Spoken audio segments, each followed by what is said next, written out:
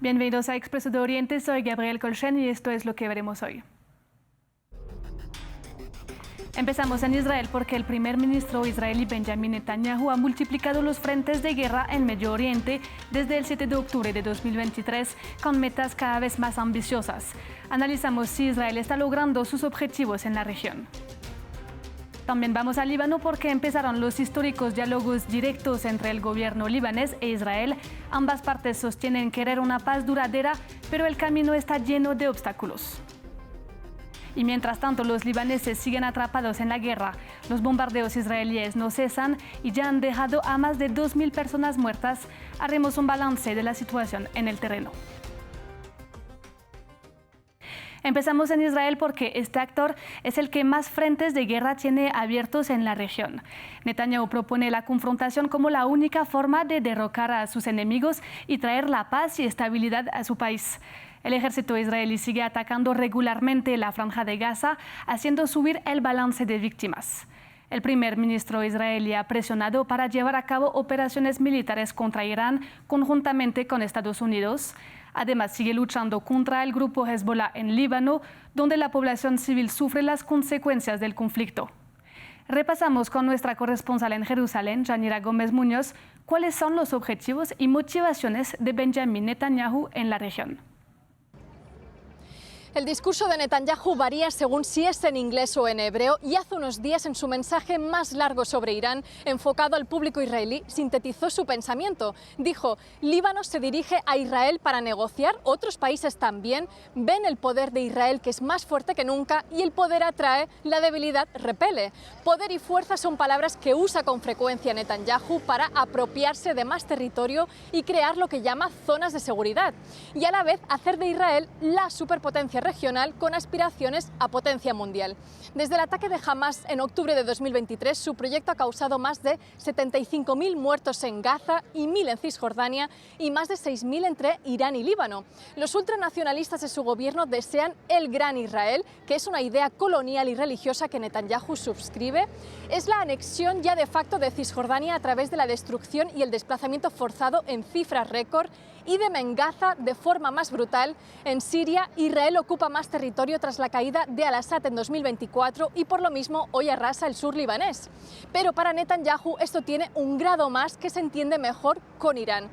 Es su archienemigo existencial, su obsesión como ha admitido desde hace 40 años, pero también su mayor rival armamentístico y energético y el único capaz de desarrollar un arma nuclear que solo Israel tiene en Medio Oriente. En esencia, su mayor contrapeso en la región donde busca normalizar relaciones con países árabes sin que haya un Estado palestino.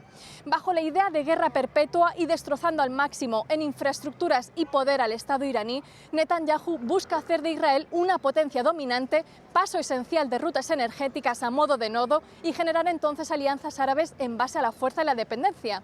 Para su guerra necesitaba el apoyo militar de Estados Unidos y ningún presidente hasta Trump se lo había dado. Netanyahu no quería una tregua ni da por terminada una guerra que para él es mucho más que una forma de permanecer en el poder y tapar su juicio por corrupción. El ejército israelí, de hecho, sigue en máxima alerta y listo para reanudar sus bombardeos contra Irán. Y para ampliar este tema, conectamos ahora con Luis Eduardo Bosenberg, historiador y especialista en Medio Oriente. Hola Luis, siguiendo lo que nos estaba contando nuestra corresponsal, ¿qué está buscando Netanyahu? ¿Cuáles son sus objetivos y los está logrando? Yo creo que hay dos tipos de objetivos. Uno, los objetivos regionales y otro, el objetivo específico con Irán. Los regionales, yo creo que Israel desea convertirse en la potencia regional nuclear, ¿no? Y está en guerra pues con Hamas, que ahí no está muy decidida la cuestión, a pesar de lo golpeado que ha sido Hamas, está en guerra con Hezbollah. La cuarta guerra con Hezbollah, a propósito, tampoco está claro para dónde va la cuestión, y está en guerra además con Irán. Ahora volvemos el tema. Y bien, no sabemos si desea atacar a los Houthis en el Yemen, y la relación con Turquía está muy complicada, y otro posible enemigo, no sabemos si otro conflicto. Y con Irán, bueno, con Irán la cuestión también se ha complicado muchísimo. Israel creyó que era una guerra corta, Israel no ha logrado mucho. Israel quería derrocar el régimen teocrático y el régimen todavía está allí. Quería acabar con los misiles balísticos, todavía están allí. Quería acabar con las capacidades nucleares, eso no sabemos en realidad qué va a pasar. En fin, y lo único que ha logrado sí es eliminar a una serie de líderes hasta el momento. Entonces, allí tampoco están cumpliendo sus objetivos de acabar con Irán de una forma rápida y contundente. Y ante la imposibilidad de reabrir el estrecho de Hormuz, Trump decidió bloquear el paso de los navíos desde los puertos iraníes. ¿Cómo entender eso? Sí, yo creo que tanto Israel como Estados Unidos le apostaron a una guerra corta y se equivocaron. Entonces, Trump sí desearía terminar de una vez y por todas. Y está, yo creo, muy convencido que bloqueando el estrecho asfixia económicamente al Irán. Y yo creo que ahí se equivoca, yo creo que es al contrario. Aquí hay una guerra de resistencia entre las partes, una guerra de resistencia que tal vez va es al largo plazo. Y este largo plazo va a afectar muy probablemente las elecciones de Trump en Estados Unidos. Entonces yo creo que bloquear el estrecho creyendo que, que Irán colapsa rápidamente es un error de Trump. Al mismo tiempo, sigue vigente una frágil tregua entre Estados Unidos e Irán. ¿Qué esperar en las próximas semanas? Bueno, esa tregua, como su nombre lo indica, yo digo de forma negativa, pues tarde o temprano creo que va a dejar de existir. Es decir, creo que se volverá a la aventura militar, a la guerra entre las partes. Pero creo que al mismo tiempo van a continuar las negociaciones. Allí está ya Pakistán presente, Arabia Saudita y Turquía también.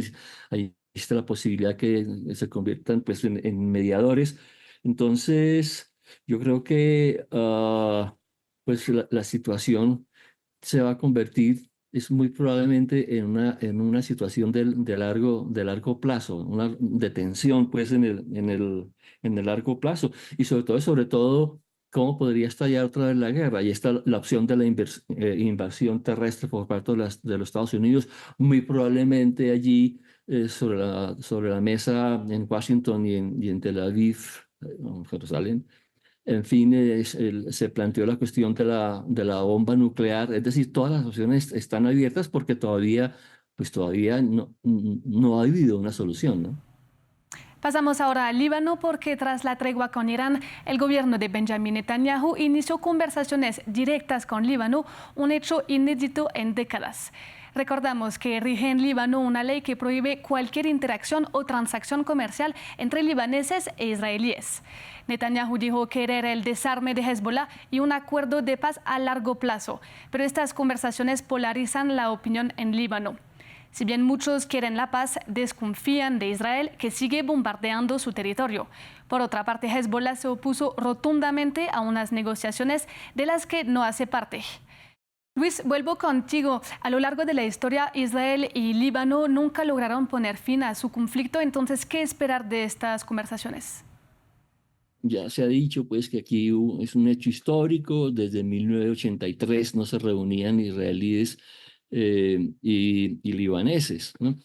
En aquella época, en 83, Hezbollah apenas estaba surgiendo. Hezbollah se funda en el año 82 y en ese momento, en el 83, todavía no jugaba el papel que habría de jugar en las décadas posteriores. Mejor dicho, un error que hay allí, creo yo, gran error en estas negociaciones en Washington es que no se invitó a Hezbollah.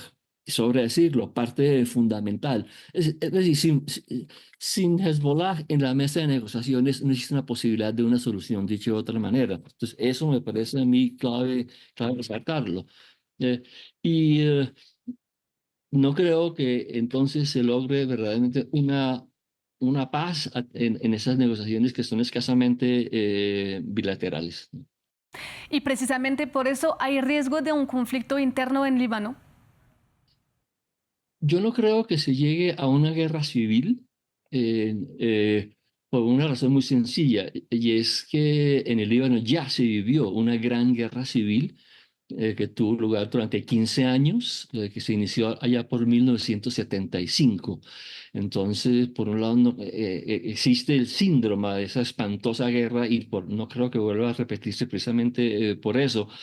Ahora, por el otro lado, ah, por lo que sabemos, el ejército oficial del Líbano no tiene la capacidad militar de eliminar a Hezbollah, de enfrentarse a él, y el gobierno del Líbano no ha podido desarmar a Hezbollah, quien obviamente desea pues continuar armado. Entonces, yo no creo que exista la guerra, la guerra civil, pues yo lo dudo muchísimo, ¿no? ¿Mm? Y a propósito, no creo que Israel tampoco logre derrotar a Hezbollah como lo ha prometido en ocasiones. Esta es la cuarta guerra del Líbano. En las 3 guerras anteriores no se logró derrotar a Hezbollah. Por lo consiguiente, creo yo que tampoco lo va a lograr derrotar esta vez. Muchas gracias, Luis Eduardo, por tu análisis. Y nosotros seguimos en Líbano porque los civiles siguen enfrentando el precio de la guerra. Tanto Hezbollah como el ejército israelí continúan los ataques. Israel no solo bombardea objetivos del grupo chiita, sino que también ha apuntado a varios centrales de Beirut, infraestructuras sanitarias como hospitales o puentes que unen el sur del país con el norte del río Litani. Repasamos en este informe el balance humanitario de la guerra. El agotamiento se lee en la cara de los desplazados. Después de más de un mes y medio de guerra, la población libanesa vive al límite. Más de 1 millón de personas han tenido que abandonar sus hogares. Muchos huyeron del sur, donde varios pueblos han sido pulverizados por Israel.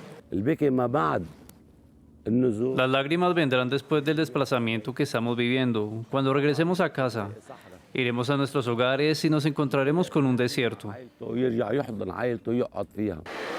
Los intensos bombardeos israelíes ya han dejado más de 2.000 personas muertas. Entre las víctimas, cientos de mujeres y niños, según el Ministerio de Salud libanés. El día más mortífero fue el 8 de abril. Israel afirmó haber lanzado más de 100 ataques en el lapso de 10 minutos, incluso sobre zonas densamente pobladas de Beirut. Solo esa cadena de ataques dejó más de 300 muertos. Ha causado conmoción y miedo, especialmente entre los niños. Nunca esperábamos que de la nada, sin previo aviso, atacaran así. La población espera el fin de la guerra con Israel y una paz duradera en Líbano. Pero muchos ven con escepticismo las conversaciones entre el gobierno libanés e Israel. En cuanto a las negociaciones, como siempre, no tengo muchas esperanzas, pero si Dios quiere, esto conducirá a una solución duradera. Mientras tanto, la incertidumbre y los bombardeos continúan.